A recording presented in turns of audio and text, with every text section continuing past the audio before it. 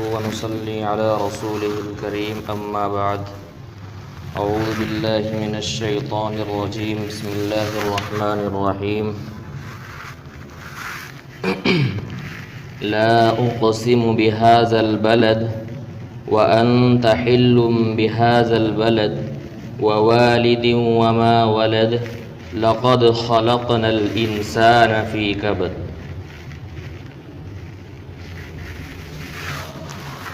اس سورت کا نام سورہ بلد ہے. بلد عربی میں کہا جاتا ہے شہر کو، سٹی، شہر، یہ عربی میں اس کو بلد کہا جاتا ہے. چونکہ پہلی آیت ہے لا اقسم بہذا البلد، اس آیت میں اللہ تبارک و تعالی نے مکہ معظمہ جو شہر ہے اس کی قسم کھائی ہے، اسی کی طرف نسبت کرتے ہوئے اس سورت کا نام سورہ بلد رکھ دیا. یہ بھی مکی سورت ہے، اس کے اندر 20 آیتیں ہیں اور 1 رکوع ہے. مختصر خلاصہ اس صورت کا یہ ہے کہ ابتدائی آیات میں اللہ تبارک و تعالی نے پچھلی صورتوں کی طرح، جس طرح پچھلی صورتوں میں قسمیں کھائی تھی، قسمیں کھا کر پھر وہ بات جواب قسم آیا تھا، اسی طرح یہاں بھی ہے کہ اللہ تبارک و تعالی نے شروع کی آیات میں قسمیں کھائی ہیں اور قسمیں کھا کر پھر یہ بتلایا ہے کہ انسان کی زندگی جو ہے یہ محنت اور مشقت سے بھری ہوئی ہے. بچپن سے لے کے آخر تک، مرنے تک اور حشر کے میدان تک یہ سلسلہ جو ہے محنت اور مشقت میں انسان کا رہتا ہے. ساری زندگی محنت میں، مشقت میں، تکلیف اور رنج میں انسان رہتا ہے. قسم کھا کر اس بات کو بتلایا ہے. اس کے بعد پھر کچھ کفار کے حالات بتلائے ہیں کہ کفار جو ہے مال خرچ کرتے تھے اور مال خرچ کرنے میں وہ فخر کیا کرتے تھے کہ ہم نے اتنا مال اڑا دیا، اتنا مال ہم نے خرچ کر دیا. اور وہ مال جو خرچ کرتے تھے رسول اللہ صلی اللہ علیہ وسلم کی مخالفت میں اور اسلام کی مخالفت میں خرچ کرتے تھے اور اس پر پھر فخر کیا کرتے تھے کہ ہم نے اسلام کی مخالفت میں، آپ صلی اللہ علیہ وسلم کی مخالفت میں اتنا مال اڑا دیا، فخر کیا کرتے تھے. اس کے بعد پھر اللہ تبارک و تعالیٰ نے آگے کچھ انسان کے اندر جو عضو ہے، اس جو نعمت ہے بطور نعمت، کچھ نعمتوں کا تذکرہ کیا ہے اور پھر بتلایا ہے کہ انسان کے سامنے 2 راستے ہیں، بھلائی کا راستہ بھی ہے، برائی کا راستہ بھی ہے. پھر انسان کو اختیار دے دیا، چاہے بھلائی کے راستے پر چلے، چاہے برائی کے راستے پر چلے. اس کے بعد پھر مال کو صحیح جگہ خرچ کرنے کا بتلایا ہے کہ مال کس جگہ خرچ کرنا چاہیے. اور پھر آخر میں وہی مومنین اور کفار کے حالات ہیں. سب سے پہلی آیت ہے لا اقسم بہذا البلد، نہیں میں قسم کھاتا ہوں اس شہر کی. لا اقسم بہذا البلد، لا نہیں، نہیں سے مراد، نہیں کا مطلب یہ ہے کہ اگر تمہارا یہ خیال ہے کہ ہم دنیا کے بعد، دنیا میں مرنے کے بعد ہم دوسری زندگی میں نہیں پہنچیں گے، حشر کا میدان نہیں ہوگا، یا ہماری زندگی جو ہے سکون اور راحت والی ہے، تو یہ تمہارا خیال غلط ہے. نہیں، ایسا نہیں ہے. انسان کی زندگی میں محنت اور مشقت اور تکالیف اور رنج ہے اور مرنے کے بعد آخرت میں جزا اور سزا کا دن بھی ضرور آئے گا. پھر فرمایا اقسم بہذا البلد، میں اس شہر کی قسم کھاتا ہوں. اس شہر سے مراد مکہ معظمہ کہ اللہ تبارک و تعالی مکہ معظمہ کی قسم کھا رہے ہیں. یقیناً مکہ معظمہ ساری دنیا میں سب سے افضل اور سب سے مقدس جگہ ہے. حدیث کے اندر آتا ہے کہ رسول اللہ صلی اللہ علیہ وسلم جب ہجرت کر کے مکہ سے مدینہ جانے لگے تو آپ نے مکے کو مخاطب کر کے فرمایا تھا کہ اے مکہ، خدا کی قسم تو اللہ تعالیٰ کے نزدیک اس روئے زمین پر سب سے زیادہ بہتر اور سب سے زیادہ محبوب ہے. جب آپ صلی اللہ علیہ وسلم جانے لگے تو آپ نے مکے کو مخاطب کرے کہ یہ بات فرمائی تھی اور فرمایا تھا کہ اگر مجھے مجبور نہ کیا جاتا یہاں سے نکلنے کے لیے تو میں یہاں سے کبھی نہ نکلتا. بہرحال مکہ جو ہے اس روئے زمین پر سب سے بہتر، اللہ تعالیٰ کے نزدیک سب سے محبوب اور سب سے افضل، سب سے مقدس جگہ ہے، اس لیے اللہ تبارک و تعالیٰ نے اس شہر کی قسم کھائی۔ وَأَنْتَ حِلٌّ بِهَذَا الْبَلَدِ، اور اے محمد آپ بھی اس شہر کے اندر رہتے ہیں، آپ بھی اس شہر میں مقیم ہیں۔ مطلب یہ ہے کہ مکہ معظمہ پہلے ہی سے مقدس ہے، پہلے ہی سے افضل ہے، مزید برآں آپ افضل ہیں، مخلوق میں سب سے آپ افضل ہیں، سرور کائنات ہیں، آپ بھی اس شہر کے اندر رہتے ہیں، تو اس مکہ معظمہ کی عظمت اب دو گنی ہو گئی۔ ایک تو پہلے سے ہی عظیم ہے، پہلے ہی سے افضل ہے، آپ کے اس مکہ میں رہنے کی وجہ سے اس کی افضلیت دو گنی ہو گئی، ڈبل ہو گئی۔ تو لا اقسم بہذا البلد، میں قسم کھاتا ہوں اس شہر کی، اور اے محمد آپ بھی اس شہر ہی کے اندر رہتے ہیں۔ ووالد وما ولد، دوسری قسم کھائی ہے اور قسم ہے باپ کی اور قسم ہے اولاد کی۔ ہمارے اور آپ کے باپ حضرت آدم علیہ السلام ہیں، ان کی قسم کھائی ہے، قسم ہے باپ کی، اور قسم ہے اولاد کی۔ اولاد سے مراد سارے انسان ہیں، جتنے انسان ہیں وہ حضرت آدم علیہ السلام ہی کی اولاد ہے، اس لیے سارے انسانوں کی قسم کھائی ہے۔ میں یہ پہلے بتلا چکا ہوں کہ انسان کی پیدائش، انسان کا وجود، یہ بھی اللہ تبارک و تعالیٰ کی بڑی نشانی ہے۔ بھائی کوئی چیز پہلے موجود نہیں تھی اور اس کے بنانے کا کوئی مادہ بھی موجود نہیں تھا، پھر اللہ تبارک و تعالیٰ نے اس کو بنا دیا، تو یہ کوئی چھوٹی موٹی چیز نہیں ہے، بڑے کمال کی بات ہے۔ ایسا کوئی نہیں کر سکتا، اللہ تعالیٰ کے علاوہ کوئی ایسا نہیں کر سکتا۔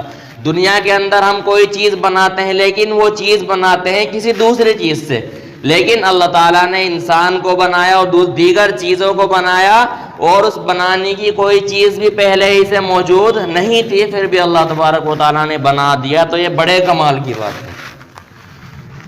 تو دوسری قسم ہے باپ کی اور قسم ہے اولاد کی، دو قسمیں کھائی۔ لقد خلقنا الانسان فی کبد، اور فرماتے ہیں کہ ہم نے انسان کو مشقت میں پیدا کیا۔ قسم کھانے کے بعد جو اصل بات ہے، جو یقین دلانے کے لیے جو قسم کھائی تھی، وہ جواب قسم یہ ہے کہ ہم نے انسان کو مشقت میں پیدا کیا۔ انسان کو مشقت میں پیدا کیا یعنی مطلب یہ ہے کہ انسان کی زندگی میں مشقت، تکلیف اور رنج ہمیشہ رہتا ہے۔ کوئی اگر انسان یہ خیال کرے کہ میں دنیا کے اندر راحت اور آرام سے رہ سکتا ہوں، مجھے تکلیف نہیں ہوگی، تو اس کا یہ خیال باطل ہے۔ اس انسانوں میں کوئی بھی انسان ایسا نہیں ہے کہ جسے محنت نہ کرنی پڑے، جسے مشقت نہ کرنی پڑے، جسے رنج اور تکالیف نہ ہو۔ یہ حقیقت ہے، قرآن کہہ رہا ہے کہ ہر انسان کو محنت اور مشقت کرنی پڑتی ہے، تکلیف اور رنج اس کو جھیلنا پڑتا ہے۔ تو یہ بات بتلائی، اور جو قسم کھائی تھی، مکہ معظمہ کی قسم کھائی، والد اور اولاد کی قسم کھائی، اس سے بھی اسی بات کی طرف اشارہ ہوتا ہے۔ بھائی مکہ معظمہ کی قسم کھائی، اب ہم غور کریں، مکہ معظمہ کا وجود جو ہوا تھا وہ بھی محنت اور مشقت کے بعد ہوا تھا، تکلیفیں برداشت کرنے کے بعد ہی مکہ معظمہ کا وجود ہوا تھا۔ مکہ معظمہ افضل ترین جگہ ہے، بہت افضل ترین جگہ ہے، افضل جگہ ہے اور سب سے مقدس جگہ ہے، لیکن اس کا وجود بھی تکلیفوں میں اور مشقت کے بعد ہوا تھا۔ اسی طرح ہم اگر مکہ معظمہ سے فائدہ اٹھائیں، اس کے تقدس سے فائدہ اٹھا رہے ہیں، تو اب بھی ہمیں مشقت اور محنت کرنی پڑتی ہے۔ حاجیوں کو بہت محنت اور مشقت کرنی پڑتی ہے، تبھی ہم اس سے فائدہ اٹھا سکتے ہیں۔ تو بہرحال جو مکہ معظمہ سب سے افضل ترین جگہ ہے، اس کے وجود کے لیے بھی محنت کی ضرورت پڑی، مشقت کی ضرورت پڑی، اور جو آگے آیا تھا کہ آپ صلی اللہ علیہ وسلم بھی اس شہر ہی کے اندر رہتے ہیں، اس سے اشارہ ہے اس بات کی طرف کہ آپ صلی اللہ علیہ وسلم بھی تمام انسانوں میں سب سے افضل ہے۔ آپ صلی اللہ علیہ وسلم افضل ترین شہر میں رہتے ہیں، سب سے افضل ہیں، لیکن تکلیف آپ کو بھی برداشت کرنی پڑی۔ کفار مکہ نے اور دیگر لوگوں نے آپ کو طرح طرح کی تکالیفیں پہنچائی۔ تو بہرحال انسان کی زندگی میں تکلیف رہتی ہی ہے، اور قیامت تک بلکہ حشر کے میدان تک تکلیفوں سے سامنا اس کا رہتا ہے۔ اس میں تسلی بھی ہے آپ صلی اللہ علیہ وسلم کو کہ یہ جو کفار ہیں آپ کو پریشان کرتے ہیں، تکلیفیں پہنچاتے ہیں، آپ گھبرائیں نہ، یہ تکلیف جو ہے انسان کے اندر ہے ہی پہلے سے، انسان کو تکلیف جھیلنی ہی پڑے گی، برداشت کرنی ہی پڑے گی۔ اور عام لوگوں کو بھی ہدایت ہے کہ اگر آپ کے پاس کوئی تکلیف، کوئی رنج آ جائے تو آپ اسی حقیقت کی طرف رجوع کریں کہ اللہ تبارک و تعالیٰ نے انسان کی حقیقت ہی یہی بنائی ہے کہ اسے تکلیف اور رنج برداشت کرنا پڑے۔ کوئی بھی انسان ہو، چاہے مالدار ہو چاہے غریب ہو، سب کو محنت اور مشقتیں کرنی پڑتی ہے۔ مالدار اسے ٹینشن اور فکر یہ رہتی ہے کہ میں اپنے کاروبار کو اتنا مال کما لیا اور کیسے کماؤں، یا کاروبار میں میرے نقصان تو نہیں ہو رہا ہے۔ تو کوئی بھی انسان ہو اسے ٹینشن اور فکر اور مشقت اور رنج و غم برداشت کرنا پڑتا ہے۔ لَقَدْ خَلَقْنَا الْإِنسَانَ فِي كَبَدٍ، ہم نے انسان کو مشقت میں پیدا کیا ہے۔ أَيَحْسَبُ أَن لَّن يَقْدِرَ عَلَيْهِ أَحَدٌ، کیا وہ یہ سمجھتا ہے کہ اس پر کسی کا بس نہیں چلے گا؟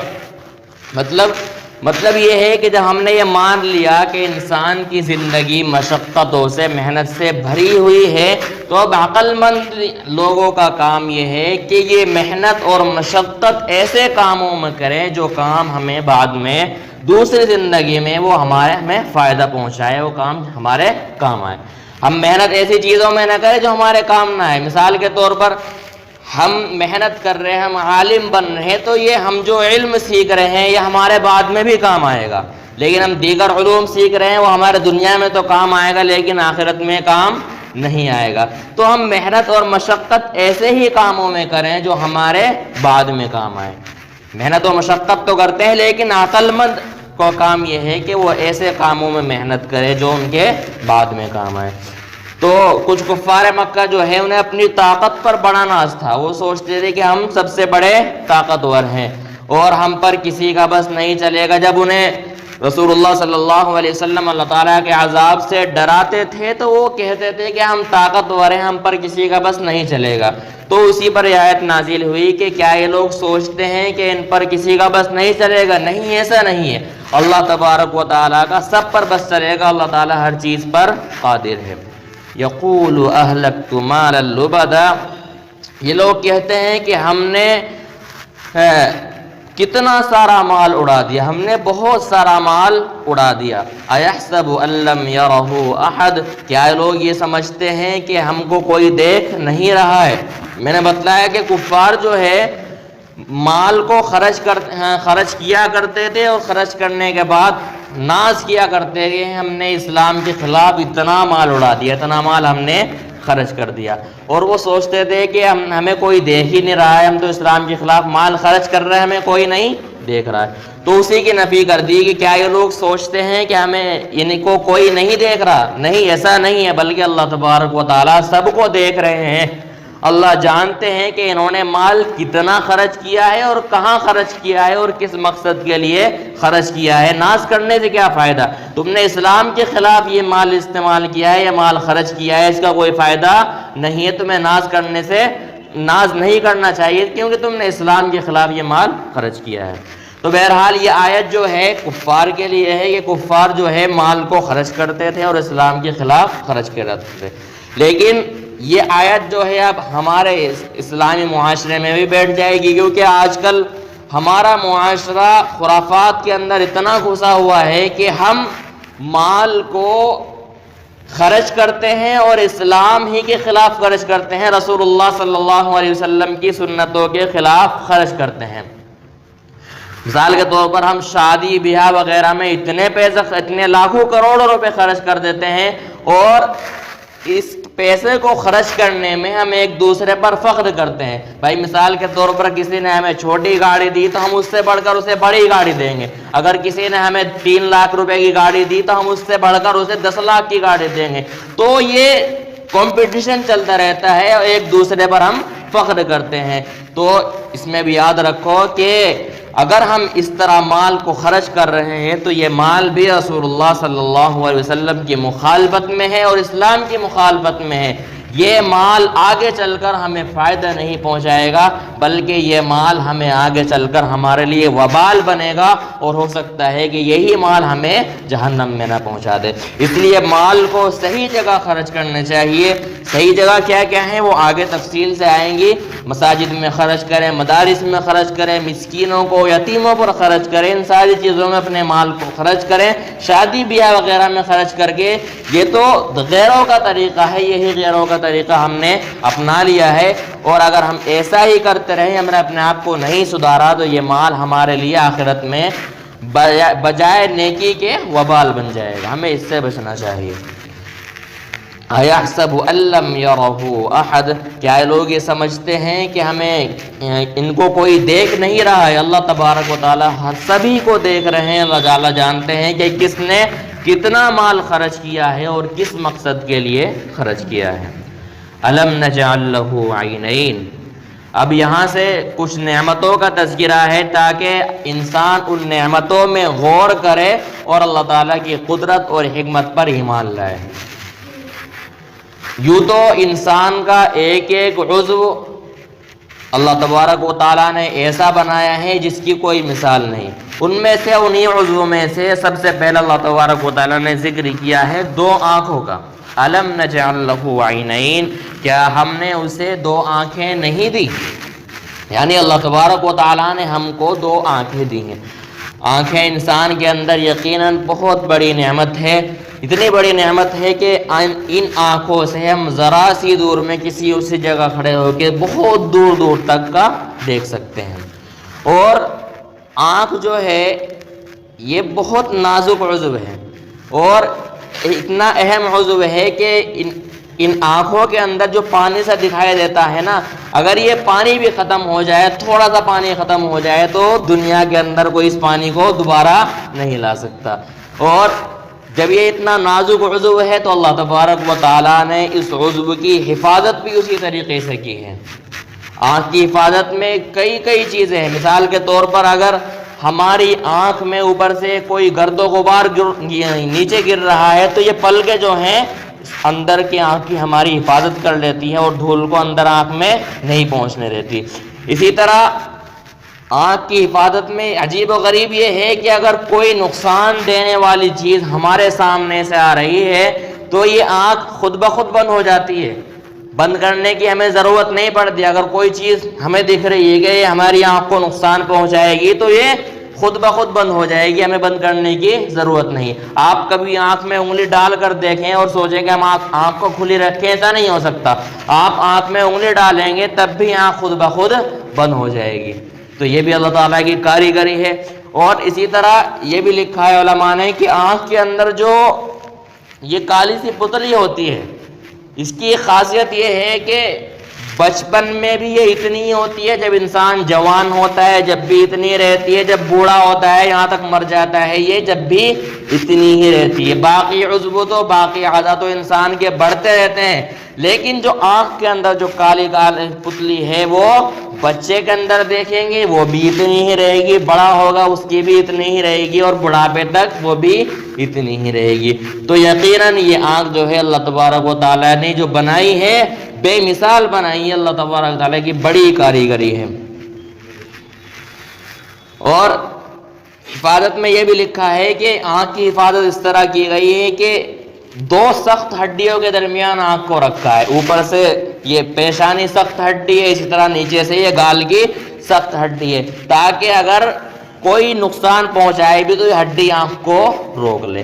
تو حفاظت بھی اللہ تبارک و تعالیٰ نے اس عضو کی اسی طریقے سے کی ہے۔ پہلے تو کاریگری بے مثال ہے، اور پھر اس عضو کی حفاظت بھی اللہ تبارک و تعالیٰ نے اسی طریقے سے کی ہے۔ تو ہمیں اس نعمت کا شکریہ ادا کرنا چاہیے، اور شکریہ یہ ہے کہ ہم ان آنکھوں سے فحش چیزیں، غلط چیزیں نہ دیکھیں، بد نظری نہ کریں، ان آنکھوں سے ہم اچھی چیزیں دیکھیں، قرآن کریم کی تلاوت کریں، اور جو اچھی چیزیں ہیں انہیں ہم ان آنکھوں سے دیکھیں، جو گناہ کی چیزیں ہیں ان سے ہمیں بچنا چاہیے۔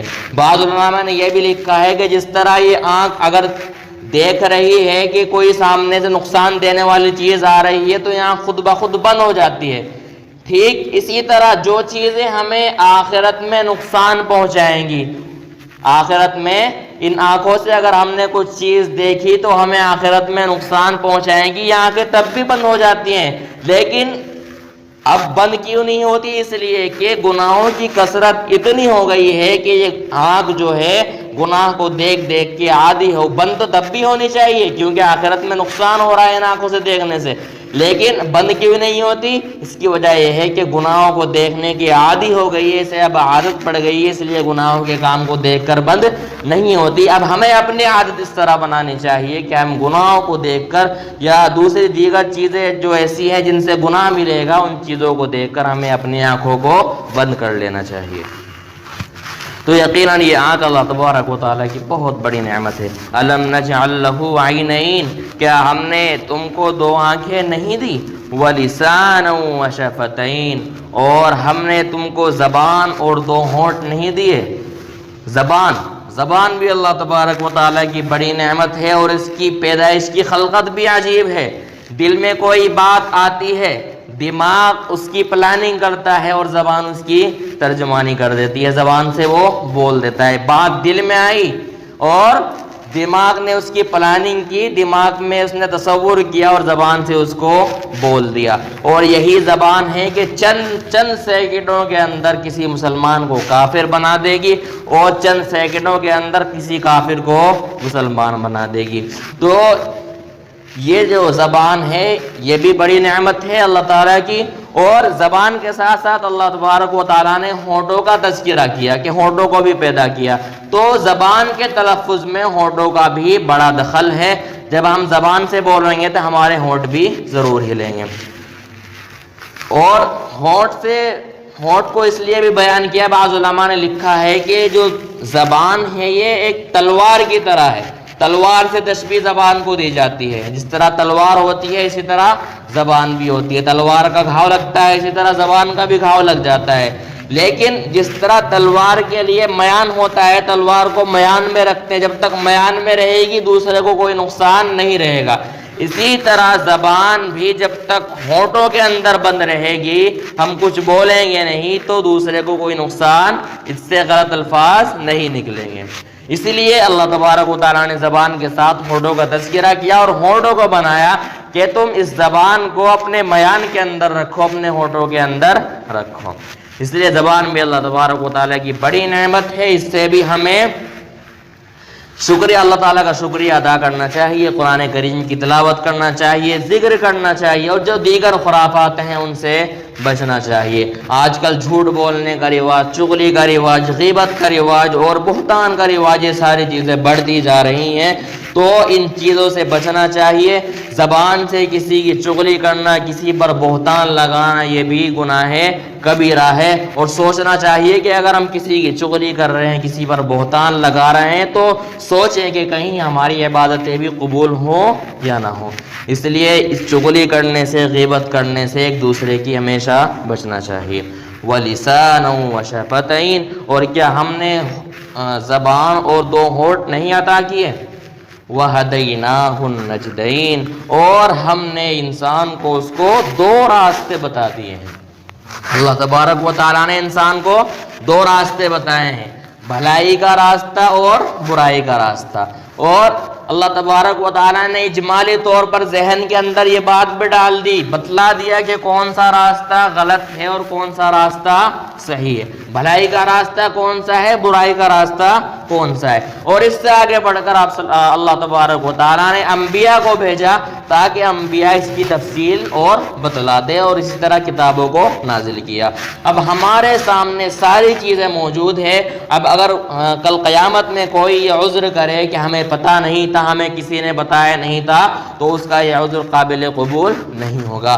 اللہ تبارک و تعالیٰ نے انسان کے سامنے دونوں راستے رکھے ہیں، بھلائی کا راستہ، برائی کا راستہ، تو ہمیں اب خود انسان کو اللہ تبارک و تعالیٰ نے اختیار دے دیا کہ تمہیں اختیار ہے، چاہے بھلائی کے راستے پر چلو چاہے برائی کے، بھلائی کے راستے پر چلو گے تو کیا انعام ہے، اور برائی کے راستے پر چلو گے تو کیا سزا ہے۔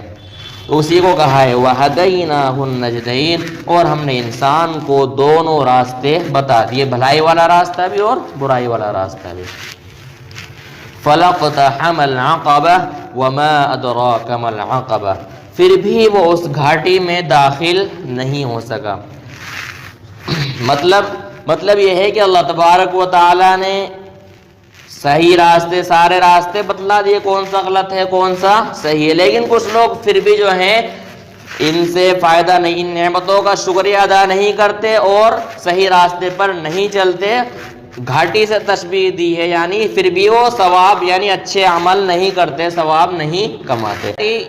کسے کہا جاتا ہے؟ گھاٹی کہتے ہیں کہ دو پہاڑ ہیں، پہاڑوں کے بیچ میں جو راستہ جا رہا ہے اسے گھاٹی کہتے ہیں۔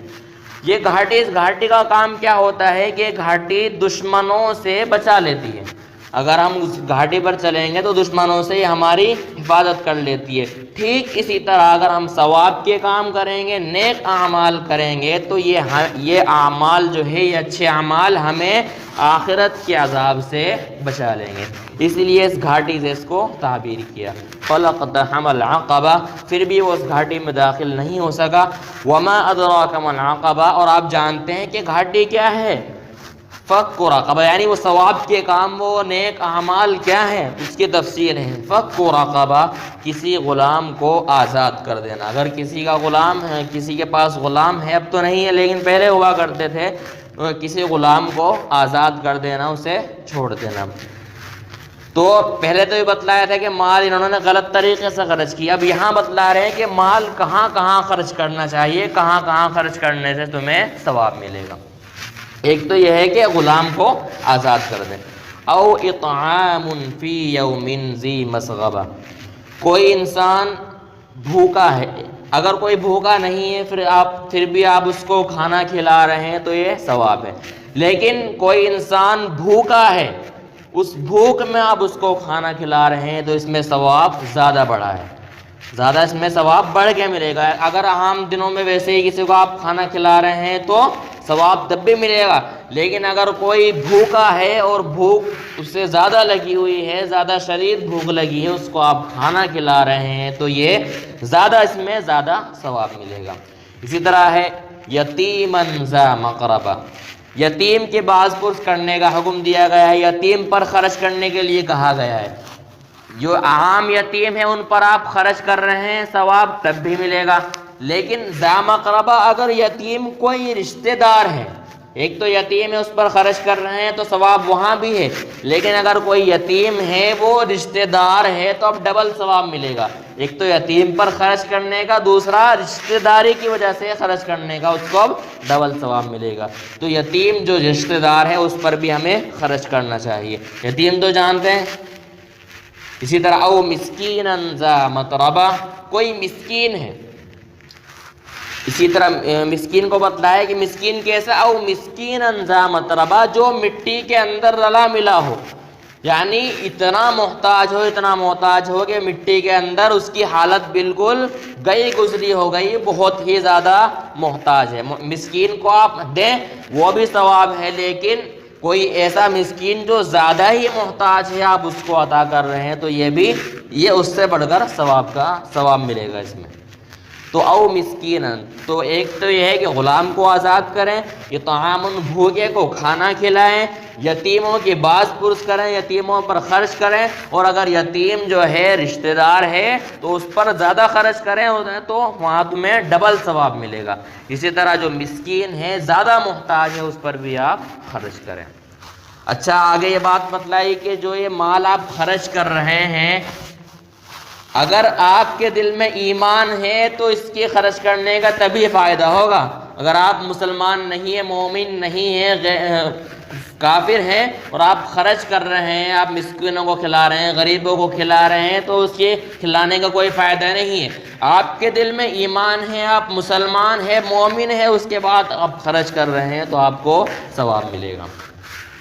اچھا، پھر یہ بھی بات بتلائی کہ جو ایمان لا چکا، ایمان مومن کی شان یہ ہے کہ وہ صرف اپنے ہی اوپر اکتفا نہ کرے، دوسروں کو بھی تلقین کرتا رہے صبر کی اور اسی طرح رحمت کی۔ صبر سے مراد یعنی خود تو وہ نمازی بھی پڑھتا ہے اور بھلائی والے کام بھی کرتا ہے، تو صرف اسی پر اکتفا نہ کریں. مومن کی شان یہ ہے کہ دوسرے کو بھی اس کی تاکید کرتا رہے، برائیوں سے اس کو روکتا رہے، بھلائیوں کو اس کو حکم کرتا رہے. یہ ایک مومن کی شان ہے. صرف اپنے اوپر ہی اکتفا کر کے نہ بیٹھ جائے کہ صرف میں ہی مومن ہوں، بس دوسروں کو بھلائی کا حکم نہ کرے، ایسا نہیں ہونا چاہیے. بلکہ مومن کی شان یہ ہے دوسروں کو اگر دیکھ لے کہ یہ غلط کام کر رہا ہے تو اس کو روکو، اسے بھلائی کا حکم کرنا چاہیے. اسی طرح دوسروں پر رحم کرنا چاہیے، رحم خود بھی کرے اور دوسروں کو بھی رحم کرنے کی تاکید کرے. مثال کے طور پر جو ہمیں کوئی کسی چیز کی پریشانی ہے تو ہم دیکھیں اگر کوئی دوسرا بھی پریشانی ہے تو اس کے اوپر بھی رحم کرے. جس پریشانی میں ہم خود ہیں اور دوسرا بھی اس پریشانی میں ہے تو ہمیں چاہیے کہ اس پر بھی رحم کرے اور دوسرے لوگوں کو بھی تاکید کریں کہ بھائی ان پر رحم کریں.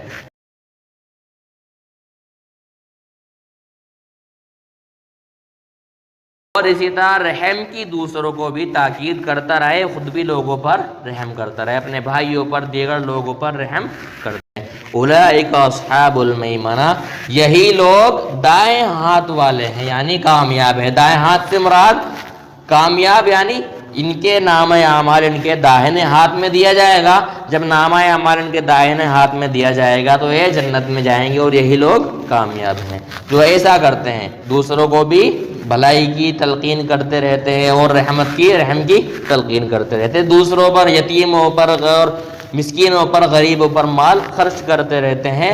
اولئک اصحاب المیمنہ، یہی لوگ دائیں ہاتھ والے ہیں، یعنی یہی لوگ بڑے نصیب والے ہیں. والذین کفروا بآیاتنا هم اصحاب المشأمہ، اور وہ لوگ جنہوں نے ہماری آیتوں کو، ہماری نشانیوں کو جھٹلایا، وہ لوگ نحوست والے ہیں، وہ برے لوگ ہیں، نحوست والے لوگ ہیں. علیہم نار مؤصدہ، ان پر ایسی آگ مسلط ہوگی جو ان پر بند کر دی جائے گی. ان پر یعنی جو لوگ اللہ تعالیٰ کی نشانیوں کو جھٹلاتے ہیں تو یہ لوگ برے ہیں، اور یہی وہ لوگ ہیں جن پر ایسی آگ مسلط کر دی جائے گی جو ان کے اوپر بند کر دی جائے گی. بند کرنے سے مراد یعنی دوزخیوں کو دوزخ میں ڈالنے کے بعد باہر سے دروازے بند کر دیے جائیں گے، وہ دوزخ سے نکلیں گے نہیں. تو بہرحال ہمیں جو کام کرنے کے ہیں اچھے کام کرنے چاہیے اور بری باتوں سے، برے کاموں سے رکنا چاہیے، اور اپنے مال کو وہیں خرچ کرنا چاہیے جہاں خرچ کرنے کا ہمیں حکم دیا گیا ہے. اللہ تبارک و تعالیٰ ہمیں توفیق عطا فرمائے. اللهم صل على سيدنا ونبينا مولانا محمد وبارك وسلم. ربنا ظلمنا أنفسنا وإن لم تغفر لنا وترحمنا لنكونن من الخاسرين. رب اجعلني مقيم الصلاة ومن ذريتي ربنا وتقبل دعاء. ربنا اغفر لي ولوالدي وللمؤمنين يوم يقوم الحساب. اللہ ہماری خطاؤں کو، لغزشوں کو درگزر فرما. الہ العالمین، ہم تو گناہوں کے سمندر میں ڈوبے ہوئے ہیں، یا اللہ اپنی رحمت کی رسی ڈال کر ہم کو نکال لیجیے. یا اللہ رحم کا، کرم کا، عافیت کا معاملہ فرما دیجیے. یا اللہ جن کاموں سے آپ ناراض ہوتے ہیں ان سے بچنے کی توفیق عطا فرما. یا اللہ جن کاموں سے آپ خوش ہوتے ہیں اللہ وہ کام کرنے والا ہم کو بنا دیجیے. یا اللہ جو لوگ بیمار ہیں سبھی کو شفاء کل عاجلہ مستمرہ نصیب فرما. یا اللہ جو لوگ پریشان حال ہیں سبھی کی پریشانیوں کو دور فرما. یا اللہ جو لوگ مظلوم ہیں ان کی مدد فرما. یا اللہ دنیا میں جس جگہ بھی مسلمان پریشان ہیں اللہ ان کی پریشانیوں کو دور فرما. یا اللہ اگر ان پر ظلم کیا جا رہا ہے تو یا اللہ ان کی مدد اور نصرت فرما. یا اللہ ظالموں کو نیست اور نابود فرما. یا اللہ ہماری نمازوں کو، ہماری عبادتوں کو قبول فرما. یا اللہ ہمارے لیے قبر کی منزل کو آسان فرما. یا اللہ پل صراط کی منزل کو آسان فرما. یا اللہ حشر کی منزل کو آسان فرما. یا اللہ کل قیامت کے دن جب کہیں کوئی پانی نصیب نہیں ہوگا یا اللہ اپنے محبوب کے نورانی ہاتھوں سے ہم سب کو جامع کوثر نصیب فرما دینا. یا اللہ ہم سب کو جامع کوثر نصیب فرما دینا. یا اللہ آپ صلی اللہ علیہ وسلم کی شفاعت ہم سب کو نصیب فرما. یا اللہ آپ صلی اللہ علیہ وسلم نے یہ جو کام کرنے کا ہم کو حکم دیا ہے، جو طریقہ ہم کو بتلایا ہے، یا اللہ اس طریقہ پر ہم کو چلنے والا بنا دیجیے. یا اللہ جن سے ہم کو روکا ہے یا اللہ ان کاموں سے ہم کو رکنے والا بنا دیجئے۔ یا اللہ بہت سے لوگوں نے ہم سے دعاؤں کے لیے کہا ہے، یا ان کا ہم پر حق ہے یا ہم سے امید رکھتے ہیں، یا اللہ سبھی کی جائز تمناؤں کو، نیک ارادوں کو، نیک مرادوں کو پورا فرما دے۔ یا اللہ ہم نے جو مانگا ہے وہ بھی عطا فرما، جو مانگنے سے رہ گئے ہیں یا اللہ تو اپنی شان عطا فرما۔ یا اللہ ہمیں مانگنا نہیں آتا، یا اللہ ہمیں جو بھی رہ گئے ہیں مانگنے سے یا اللہ ہمیں عطا فرما۔ یا اللہ ہماری ان ٹوٹی پھوٹی دعاؤں کو محض اپنے فضل و کرم سے سرکار دو عالم صلی اللہ علیہ وسلم کے صدقے فعل میں قبول فرما۔ صلی اللہ تعالی علی خیر خلقہ محمد و آلہ و اصحابہ اجمعین برحمتک یا